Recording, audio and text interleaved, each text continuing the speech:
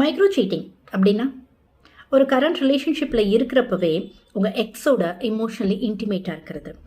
ரேண்டமாக ஆன்லைனில் உங்கள் பார்ட்னருக்கு தெரியாமல் நிறைய பேரோட ஃப்ளர்ட்டிங் மெசேஜஸ் பண்ணுறது, அந்த சாட்ஸ் எல்லாம் delete பண்ணுறது, பேக்கப் ஆப்ஷனாக எப்போவுமே ஒருத்தரை சைடில் மெயின்டைன் பண்ணிகிட்ருக்கிறது, காண்டாக்ட்ஸில் நேமை மாற்றி சேவ் பண்ணுறது, ரொமான்டிக் அண்ட் செக்ஷுவல் இன்ட்ரெஸ்டோட பேசுகிறாங்கன்னு தெரிஞ்சே அவங்கள என்கரேஜ் பண்ணுறது, இதெல்லாம் இது சேம் ஆஸ் சீட்டிங்கானு கேட்டிங்கன்னா நாட் எக்ஸாக்ட்லி, ஆனால் it can be as painful as physical betrayal.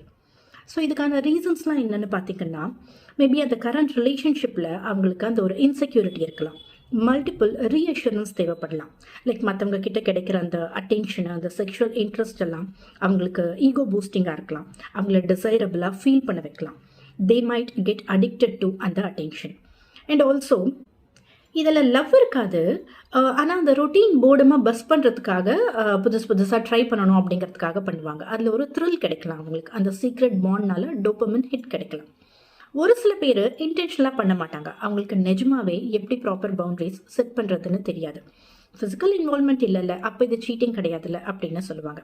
ஆனால் இதனால் என்ன மாதிரியான சைக்கலாஜிக்கல் இம்பேக்ட்ஸ் எல்லாம் இருக்கும், அந்த ரிலேஷன்ஷிப் எப்படியெல்லாம் அஃபெக்ட் ஆகும் அப்படின்னு நெக்ஸ்ட் வீடியோவில் பார்க்கலாமா?